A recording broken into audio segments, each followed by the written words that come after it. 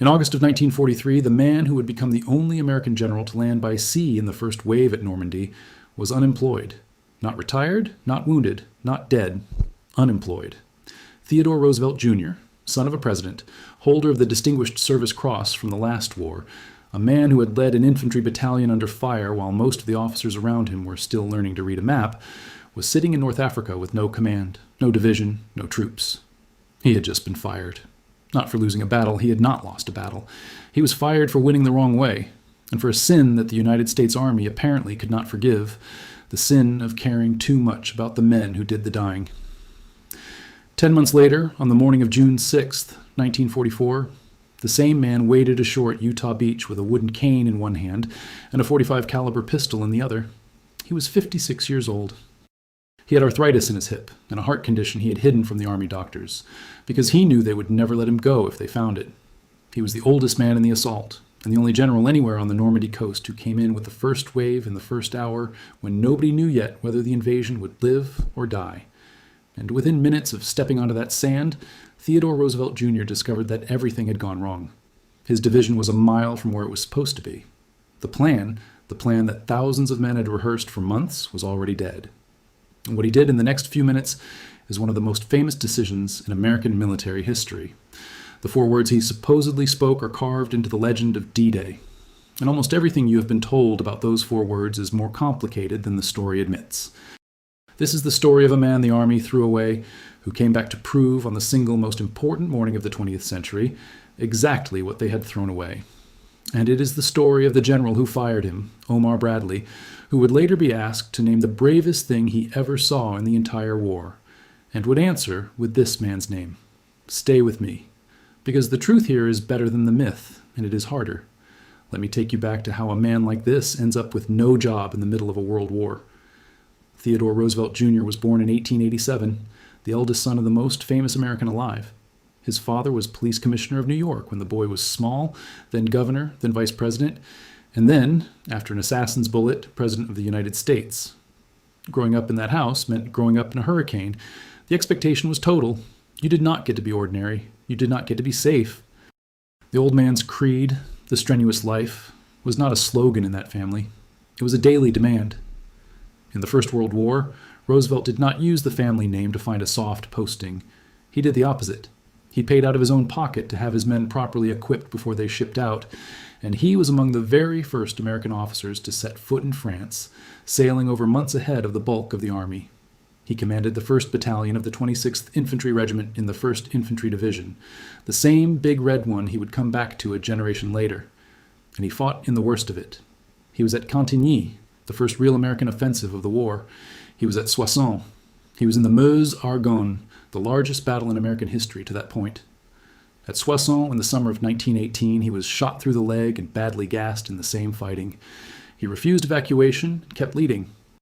The leg wound left him with a limp, and over the years it stiffened into the arthritis that put the cane in his hand. The gas damaged him in ways that never fully healed.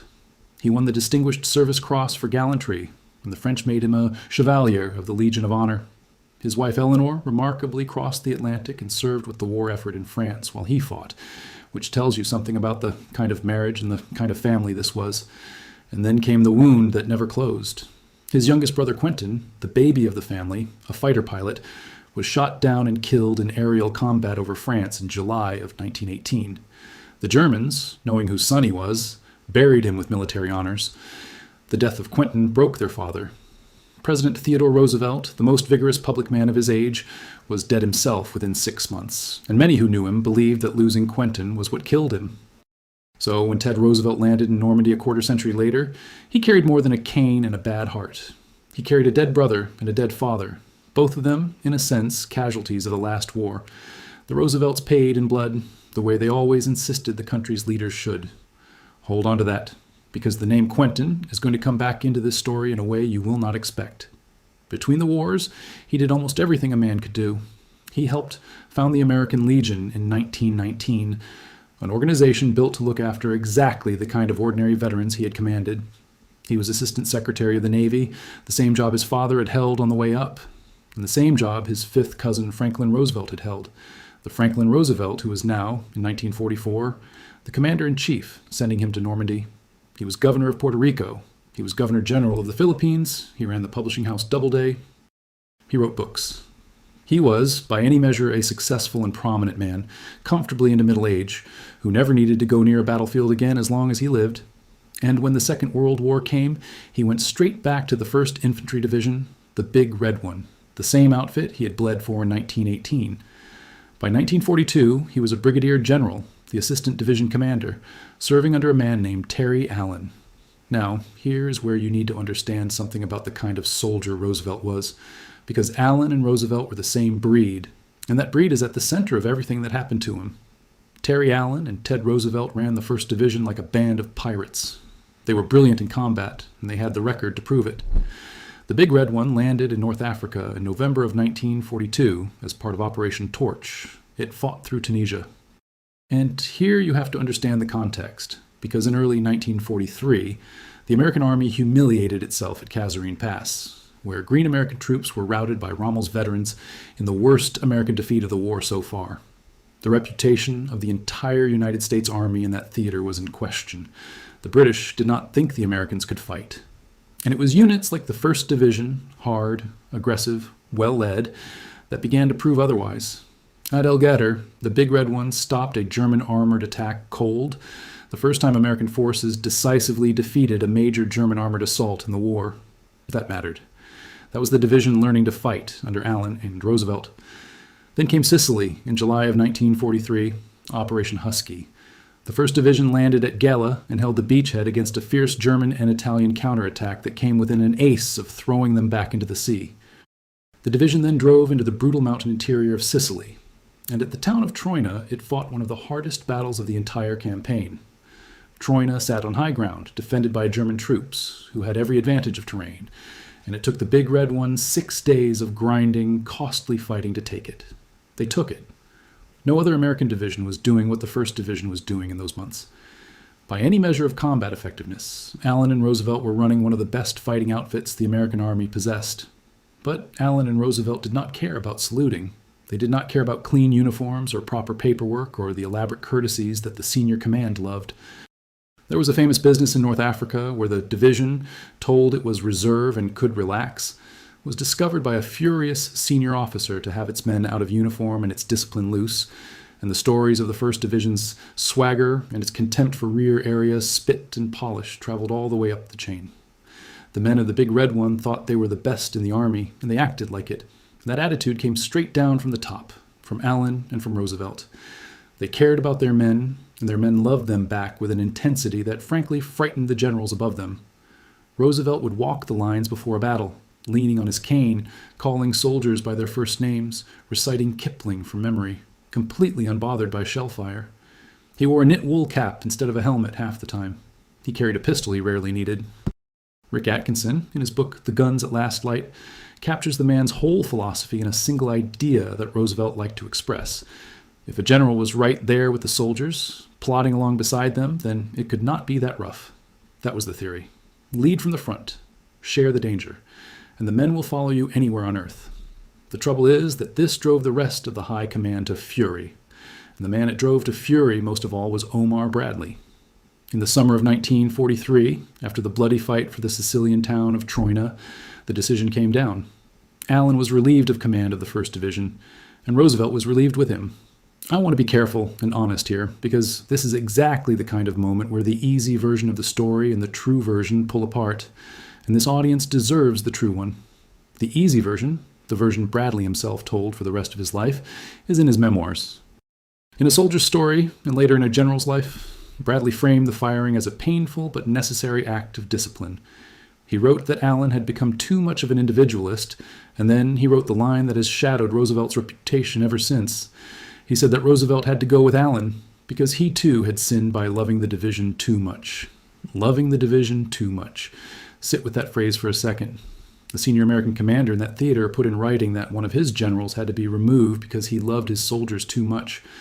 But here is the part the memoir version leaves out, and here is why I do not take Bradley entirely at his word. George Patton's diary tells a different story. Patton, who was Bradley's boss at the time, recorded that the relief was discussed as a rotation of command, a way of moving experienced leaders out to train and stiffen other units, not purely a punishment. Patton wrote that there would be, in his words, a kick over Teddy, but that he had to go. Eisenhower's own papers were emphatic that the relief was not for inefficiency. And critics have pointed out that Bradley's published account, in which he personally calls both men in to break the news, is contradicted by the contemporaneous record of who actually did what. So what really happened? My read, and I will tell you plainly that it is my read, is that this was a tangle of real motives. Some genuine concern about discipline in a division that had grown cocky and hard to handle, a division that had started to believe the rules were for other people. Some bureaucratic logic about rotating veteran commanders into training roles, which was a real practice and not always a cover story. And underneath all of it, a deep institutional discomfort, a discomfort that ran straight through Bradley, with the kind of leader who threw out the rule book and won anyway. The Army could tolerate a general who lost battles by the book. What it could not tolerate was a general who won them by breaking the book, because that was a threat to everyone who had climbed the ladder by following it. And I want to be fair to Bradley here, because this channel does not do hit jobs. Bradley was not a stupid man or a coward.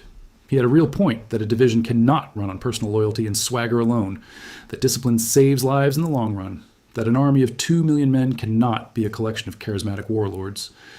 There's a serious argument that Allen had let the 1st Division become too much his own private army. But notice what happened to the two men. Allen was relieved and then later given another division and rose again. Roosevelt was relieved and shoved into a liaison job, and then a supernumerary slot. Bradley's stated reason for relieving Roosevelt was not incompetence. It was, in his own words, that Roosevelt loved the division too much. And I simply cannot get past the fact that the United States Army, in the middle of the largest war in human history, decided that one of its proven combat leaders was a problem because his men loved him and he loved them back. That instinct, that the institution distrusts the leader the followers trust most, is the thing worth examining. It is not unique to the Army of 1943, and that is the pattern this channel comes back to again and again. The system did not punish Roosevelt for being bad at his job. It punished him for being good at it in a way that embarrassed the system. If you're getting something out of this, subscribing genuinely helps. It tells the algorithm that this kind of deep research is worth showing to more people. Now, back to a 55-year-old general with no command and no idea whether he would ever lead troops again. What followed for Roosevelt was the wilderness. And this is the lowest point of the whole story, the bottom of the arc before the long climb back. He did not go home. He did not sulk. He took a job that nobody else wanted. He became the senior American liaison officer to the French Expeditionary Corps, fighting in Italy, a thankless role coordinating between the American command and the French colonial divisions, the tough Moroccan and Algerian mountain troops, clawing their way up the spine of Italy against ferocious German defense. It was useful work. The French troops fought superbly in the mountains, and Roosevelt, who spoke French and loved France, was good at the job. But it was not command. It was not the front, not in the way that mattered to a man like him. He was a 55-year-old brigadier general acting as a glorified diplomat, while younger men who had never bled the way he had bled, led divisions into battle. For a Roosevelt, for a man raised on the strenuous life, on the doctrine that the worst sin is to stand on the sidelines while others fight, this was a kind of slow torture, and he hammered the high command with requests to get back into the real fight. He wrote letters. He pulled what strings he could. In December of 1943, he wrote directly to Bradley, the very man who had fired him, now commanding First Army and planning the invasion of France, and asked to be part of it. Think about the swallowed pride in that. Writing to the man who threw you out, to beg for a chance to fight under him again. There is no ego in that letter. There is only a soldier who cannot stand to be away from the war his country is fighting, a man who genuinely believed that his place was with the troops, and that any other place was a betrayal of who he was. It worked, barely. In early 1944, Roosevelt was ordered to England and given a job that was almost an insult. He was made a supernumerary assistant division commander of the 4th Infantry Division. Supernumerary. That word matters, so let me explain it. It means extra, spare. A division is authorized exactly one assistant commander, and the 4th already had one. Roosevelt was the additional general, the one with no real slot, attached to a green division that had never seen a day of combat, under a commander named Raymond Barton, who barely knew what to do with him. Major General Raymond Barton, nicknamed Tubby, was a careful, conscientious officer, and he had a problem on his hands. His spare brigadier was 56 years old, walked with a cane, and had a heart that Barton suspected was not sound. This old man kept asking to land in the very first wave of the invasion of Europe. Barton said no, twice. Verbally, he turned him down twice. So on May 26, 1944, less than 2 weeks before D-Day, Roosevelt put it in writing. The letter survives to this day. In it, he laid out his argument, and the argument was pure Roosevelt. He wrote that he personally knew the officers and men of the lead units, and that it would steady them to know that he was with them. Not that he wanted glory, not that he wanted to prove a point. He argued that his presence, the sight of an old general plodding up the beach with a cane, would calm frightened young men in the worst hour of their lives. Barton gave in. He approved the request, and then, by his own later account, he said goodbye to Roosevelt in England, fully expecting that he would never see him alive again. That is the man, and that is the situation, that arrived off the coast of Normandy in the darkness before dawn on June 6, 1944. A general the army had fired. A general the army had then grudgingly let back in through a side door as a spare part. A sick old man who had argued his way into the most dangerous job on the most dangerous morning of the war, on the simple theory that his job was to be seen, plodding along, so that the boys would not be so afraid. Now, let me put you on that beach. Utah Beach was the westernmost of the 5 invasion beaches, and it was a late addition to the whole plan. The Allied command added it because they needed to capture the great port of Cherbourg quickly, and Utah was the doorway to the Cottontail Peninsula that led there. The assignment went to the 7th Corps under Major General J. Lawton Collins, a commander so aggressive that his nickname was Lightning Joe. The Assault Division was Roosevelt's 4th Infantry Division under Barton. The lead regiment was the 8th Infantry, commanded by a colonel named James Van Fleet, a man who would go on to become one of the most important American generals of the Korean War. Behind the beach lay a problem of geography that shaped everything that morning. The land just inland of Utah was low and marshy, and the Germans had deliberately flooded it, opening sluices to let the sea reclaim the fields, turning miles of ground into shallow lakes and impassable bog. The only way off the beach and into the interior was across a handful of narrow raised roads called causeways that crossed the flooded ground. There were 4 of these exits, numbered 1 through 4. They were the only doors out. If you could not seize the causeways, your entire invasion force would be trapped on a strip of sand with the sea at its back and the rising tide at its heels, packed together, a perfect target for German artillery.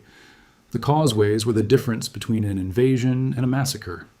That is why, in the darkness hours before the seaborne landing, the 82nd and 101st Airborne Divisions had jumped into the dark behind the beach. Their job was to seize the far ends of those causeways and the key crossroads behind them, so that when the 4th Division came off the sand, it would have somewhere to go and an enemy already fighting in 2 directions. But the airborne drop went wildly wrong in its own way.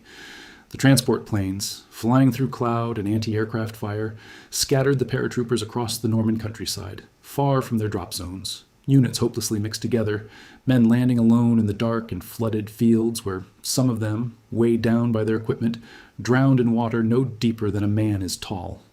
And yet, scattered as they were, those paratroopers fought. They grabbed the causeway exits. They created chaos behind the German lines. The famous town of Sainte-Mère-Église, the first town in France liberated that night, fell to those airborne troops. By dawn, the back doors of Utah Beach were being pried open from the inside, even if no plan on paper would have recognized how it was being done. The plan for the beach itself was precise. The 8th Infantry would land on 2 sectors, codenamed Terre Green and Uncle Red, directly opposite a German strongpoint at a place called Les Dunes de Varaville. Near the exit, the planners labeled Exit 3. Everything was rehearsed. Everything was timed. 20 landing craft in the first wave, each carrying 30 men. Specially modified swimming tanks would land alongside the infantry to give them firepower right at the waterline. The whole machine was wound up tight and ready to run. And then, in the first minutes, the machine broke. The landing depended on small control vessels, boats whose entire job was to sit offshore and guide the assault waves to exactly the right spot on the coast.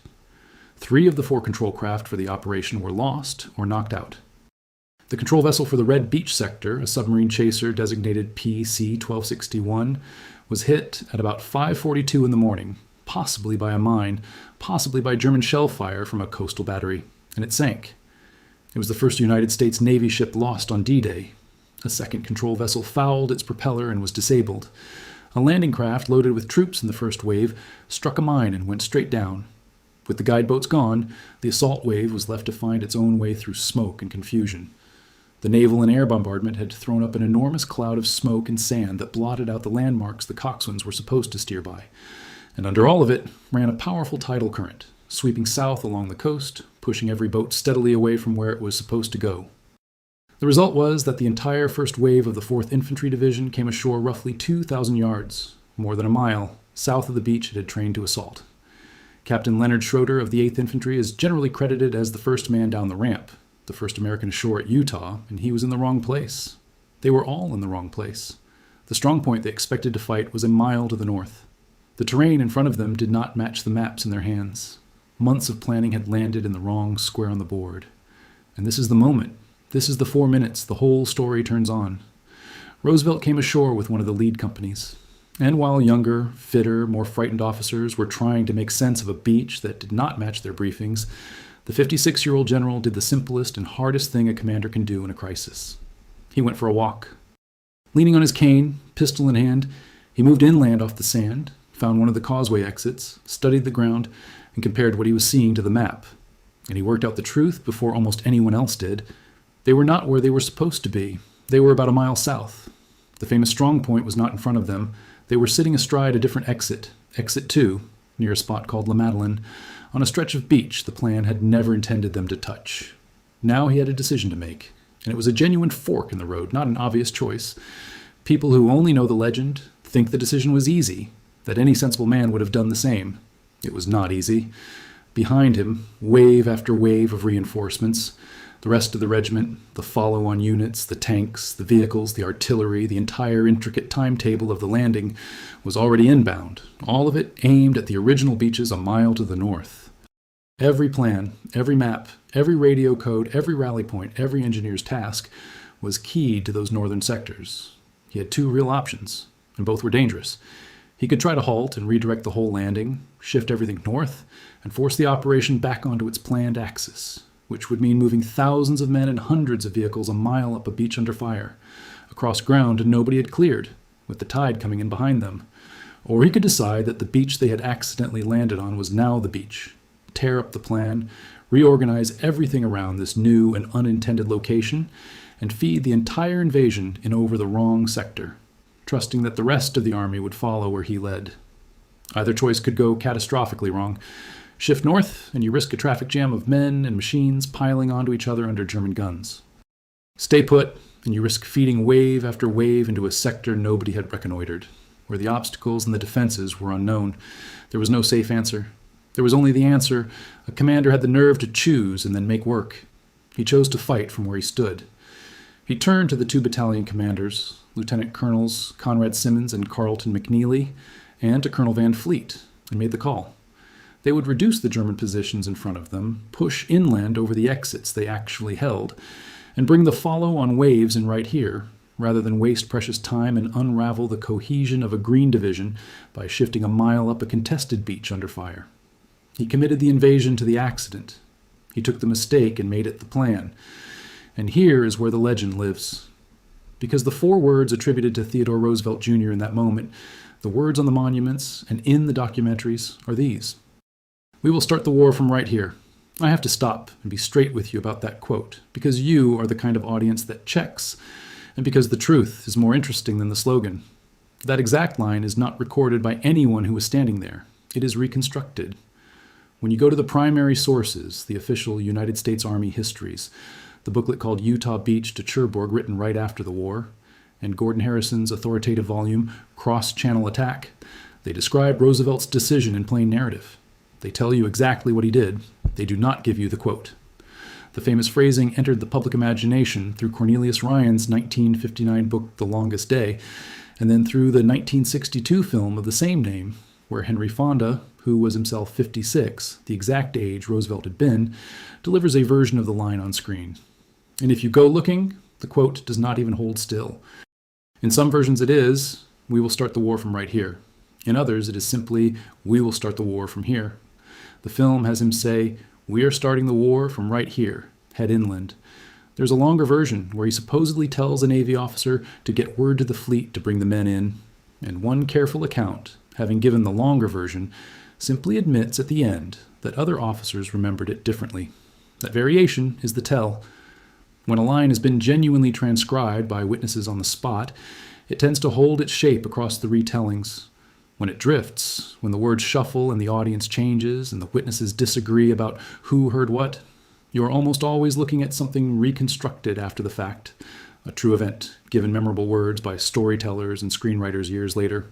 So here is what I am confident is true, and what I think you should take away from all of it. The quote is probably not verbatim. The decision absolutely is. Multiple named witnesses, Van Fleet, the battalion commanders, Barton's own recollection, and the modern primary source study of the landing by the historian Joseph Balkowski in his book Utah Beach, all confirm that Roosevelt personally reconnoitered the beach, identified the error, and made the deliberate choice to fight from the new location and redirect the follow on waves. The man did the thing. We just do not know his exact words while he did it. And in my view, the decision is the part that deserves the monument anyway. The words are decoration. The judgment is the substance. Now, what did that judgment actually buy? Here is where I have to give you the honest accounting, because the title of this video and the legend itself contains a claim that needs testing. Did his 4 words change the plan? And did changing the plan save the day? The numbers tell the rest of the story. Let me give you the comparison straight, because the contrast is the whole point. At Omaha Beach, 40 miles to the east, that same morning, the American assault ran into a veteran German division dug in on high bluffs, and it very nearly failed. The United States suffered roughly 2,400 casualties at Omaha on D-Day. The water turned red. For hours, the outcome hung in genuine doubt, and there were senior commanders offshore who briefly wondered whether Omaha would have to be abandoned. At Utah, the 4th Infantry Division landed on the wrong beach, fought its way off the sand in about an hour, and pushed inland to link up with the airborne troops, and the cost was astonishingly low. The official figure for the 4th Division on D-Day is 197 casualties. Among the 2 lead infantry regiments, the 8th and the 22nd, 12 men were killed. The Naval History and Heritage Command puts it as plainly as it can be put. Of the roughly 21,000 troops who landed at Utah, there were only 197 casualties. By the end of the day, around 20,000 troops and 1,700 vehicles had come ashore over that beach. 197 at Utah, 2,400 at Omaha, on the same morning, in the same invasion, against the same army.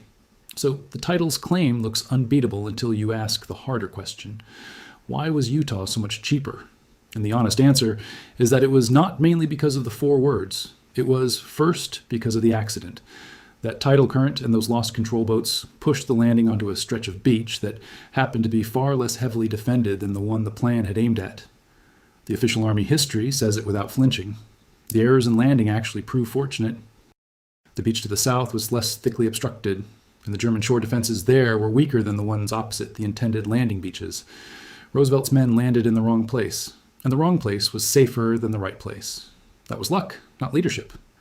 It was, second, because of the airborne divisions.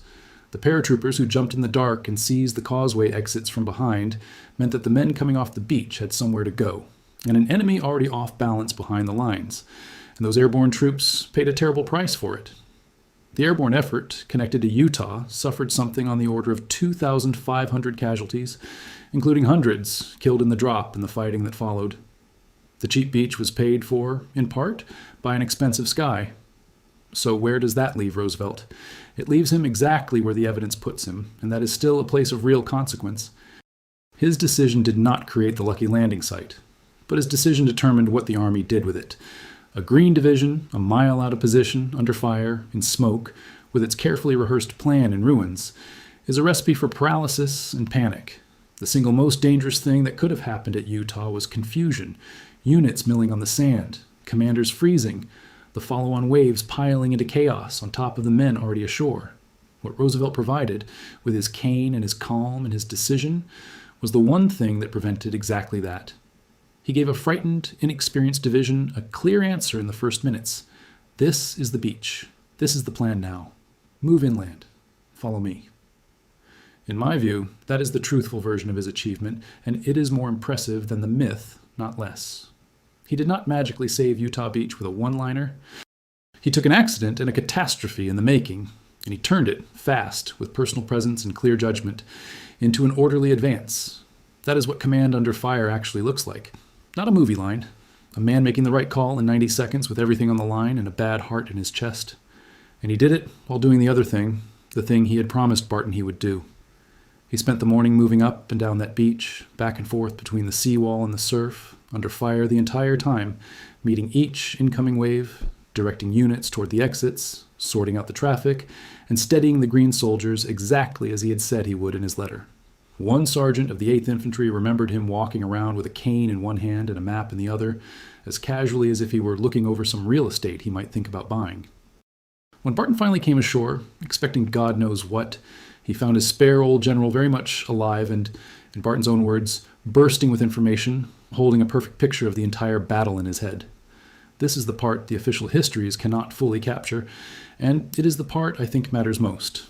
The reason men remembered Roosevelt is not that he made a brilliant tactical decision, though he did. It is that he stood up, visible, unhurried, leaning on a cane on a beach where everyone else had every reason in the world to keep their head down, and by doing it, he gave thousands of terrified young men permission to do their jobs. He had told Barton that his presence would steady them. He was right.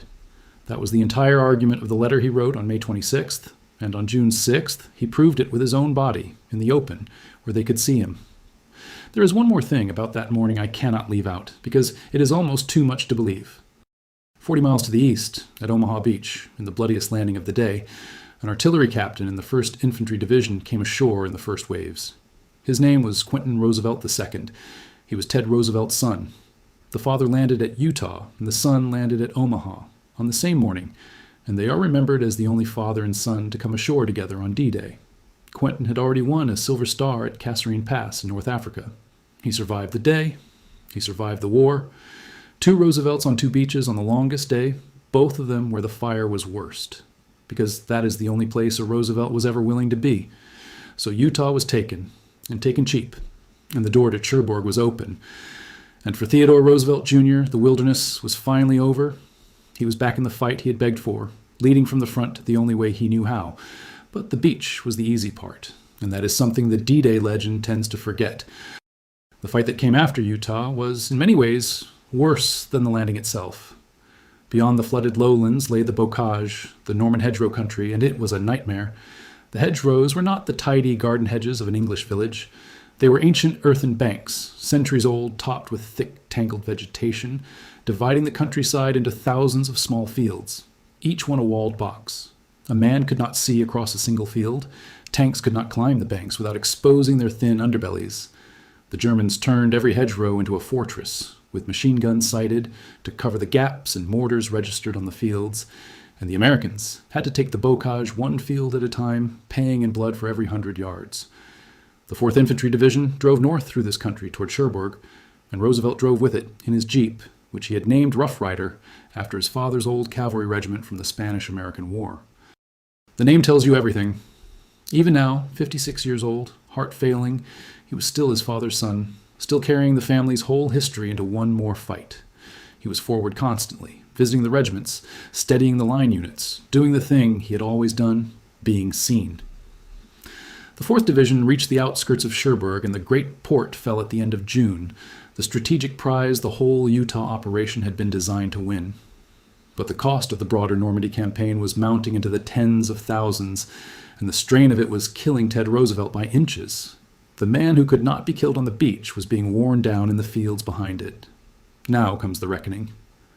And the question that hangs over every story this channel tells is the same one here. Did the system finally recognize what it had thrown away? Did it ever make things right? The answer is the cruelest kind of yes.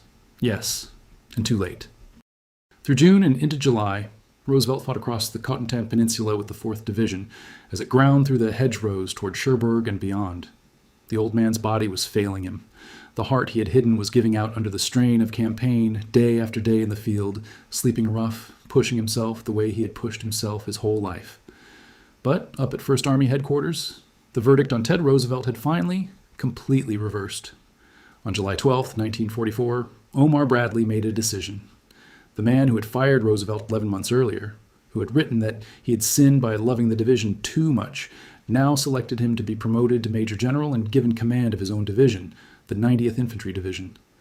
The recommendation went up to Eisenhower. Eisenhower approved it. The Army was about to give Theodore Roosevelt Jr. his second star and a division of his own. The vindication was complete.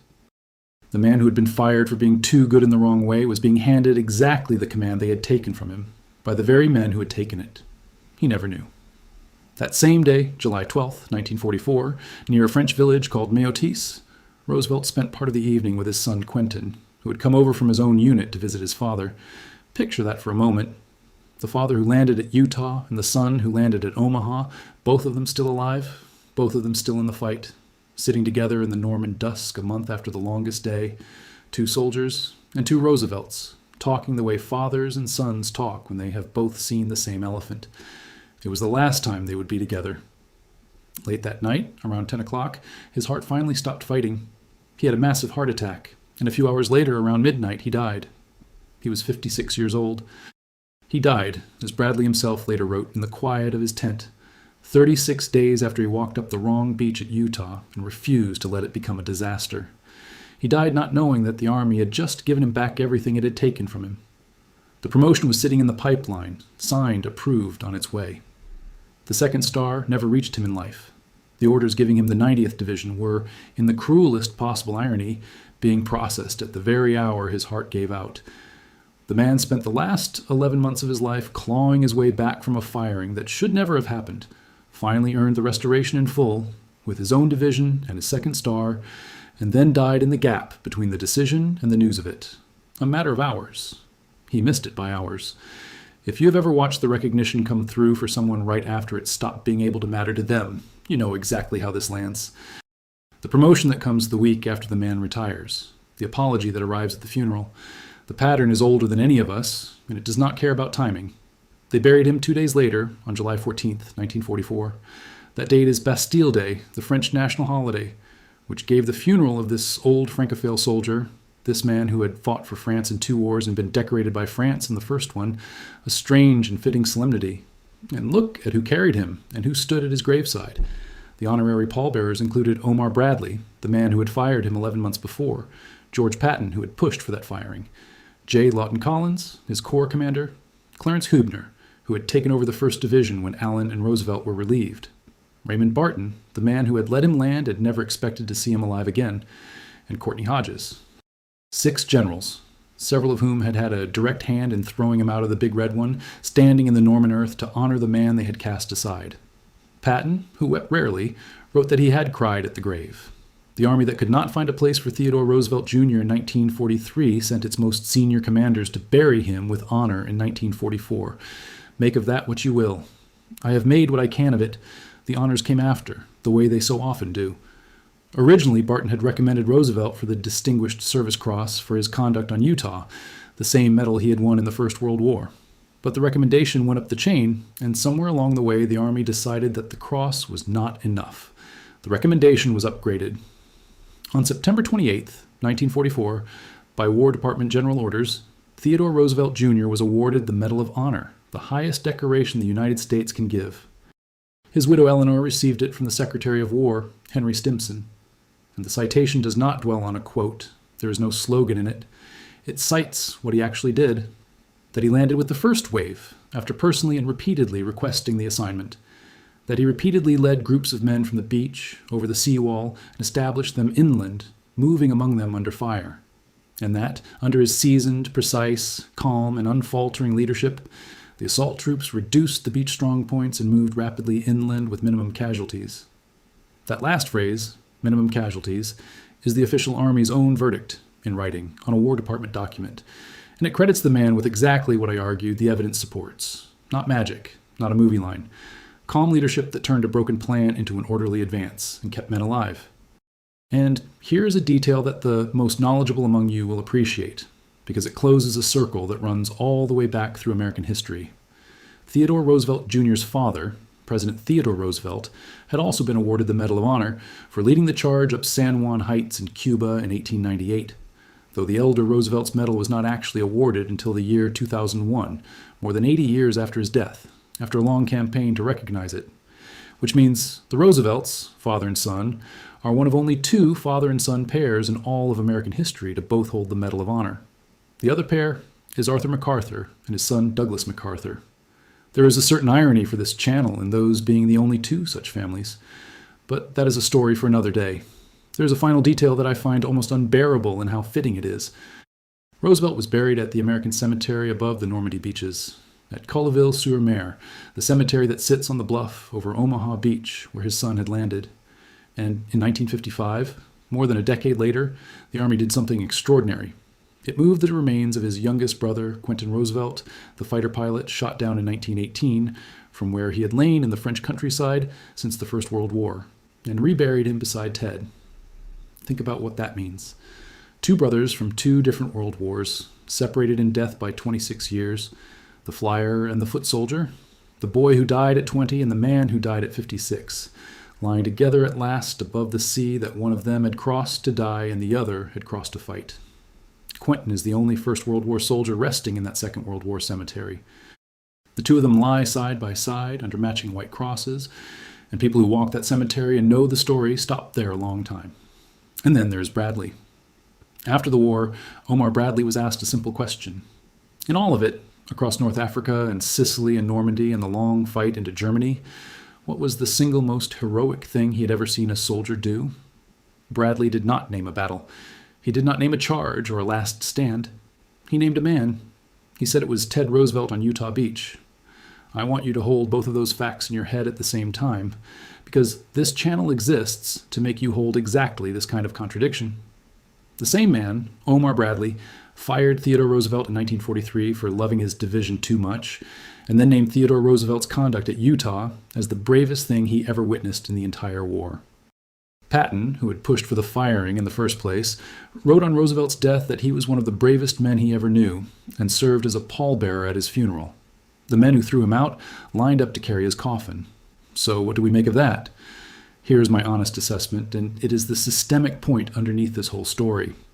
The American Army in the Second World War had a structural blind spot, and Roosevelt fell straight into it. The institution was built to reward officers who were good at the institution. Discipline, hierarchy, the proper forms, the smooth career, the right schools, and the right postings. Those things matter. An army cannot function without them. But the institution was deeply, instinctively uncomfortable with the kind of leader whose gift was the men themselves, the leader who got results through loyalty and presence and personal courage, rather than through the system. Terry Allen was that kind of leader. Ted Roosevelt was that kind of leader, and the system could not quite decide whether to decorate them or destroy them, so it did both, often to the same man, sometimes in the very same year. Roosevelt was fired for the exact qualities that made him invaluable on June 6th. The closeness to the troops that got him relieved in 1943 was the closeness that steadied a Green Division on the wrong beach in 1944. The willingness to ignore the rule book that infuriated Bradley in Sicily was the willingness to throw out the dead plan that saved time and lives at Utah. The Army punished the disease and then pinned a medal on the symptom. It never resolved the contradiction, because the contradiction was never in the man, it was in the institution.